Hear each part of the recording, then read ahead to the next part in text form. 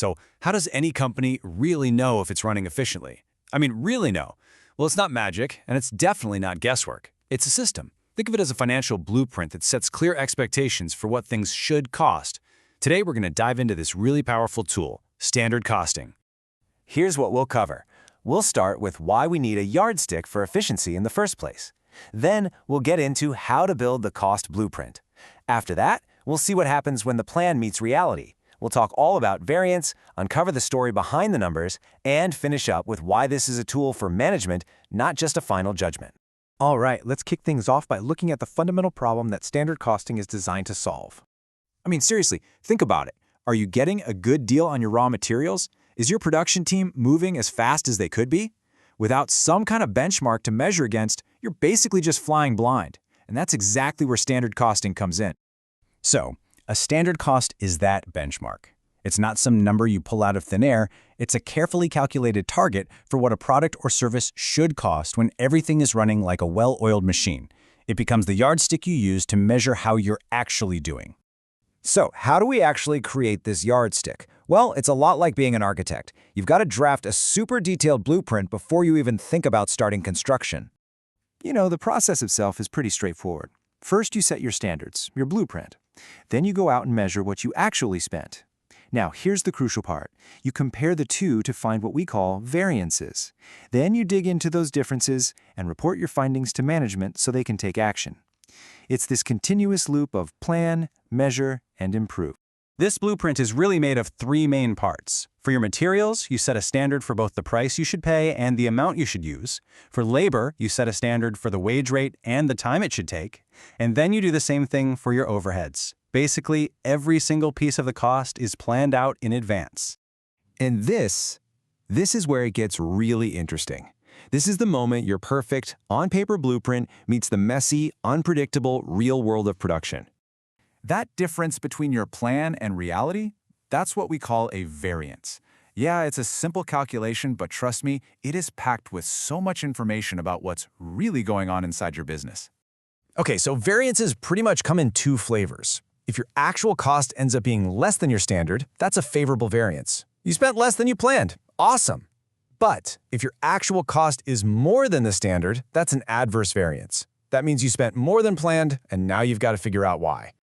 All right, it's time to switch gears. We're going to go from being accountants to being detectives. The numbers are the clues, and it's our job to uncover the story that they're telling us. Let's start with materials. The material price variance tells us the price story. It answers one very specific question. Did we pay more or less for our materials than we planned to? It's basically the difference between the standard price and the actual price, multiplied by how much we actually bought. So, why would this even happen? Well, an adverse variance could be because your main supplier hiked their prices, or maybe a market shortage just drove costs up for everybody. But it could also be a conscious choice, like maybe you decided to buy a higher quality, more expensive material on purpose. But remember, price is only half the story. The other half is all about efficiency. The material usage variance asks a different question. Did we use more or less material than we should have to get the job done? This zeroes in on the difference between the standard quantity and the actual quantity we use. Now let's see how this same logic applies to our workforce. Just like with materials, we have a price story for our labor. We call it the labor rate variance, and it tells us if we paid our workers a higher or lower rate per hour than the standard we originally set.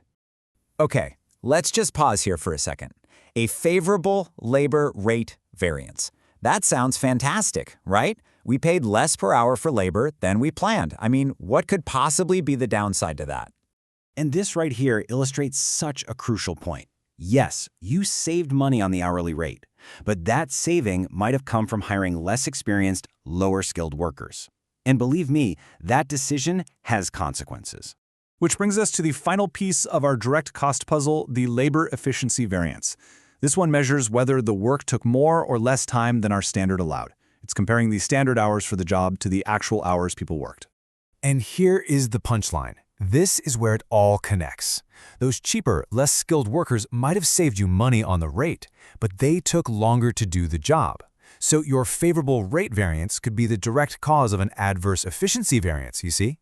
You have to look at the whole story, not just one number. And this brings us to a really critical conclusion. A variance isn't a grade on a report card. It is not a simple pass or fail. It's a signal. It's a flashing light telling management it's time to start asking more questions. Look, standard costing is an incredibly powerful tool. The advantages are obvious. It helps promote efficiency, it's a great control mechanism, but it's not perfect. It can sometimes put way too much emphasis on the negatives, which can hurt team morale, and as we just saw, those so-called favorable variances can be seriously misinterpreted. And this quote on the screen absolutely nails it. A favorable variance might not mean you performed well at all. It could just mean your original standard was way too easy. It was loosely set. That number demands just as much investigation as a bad one. So here's the bottom line. The crucial point isn't just what is the variance. Looking at that number is just the beginning. The real skill for any manager is using that number as a starting point to investigate, to understand the connections between price and efficiency, and to uncover the true story of what's happening in your business operations.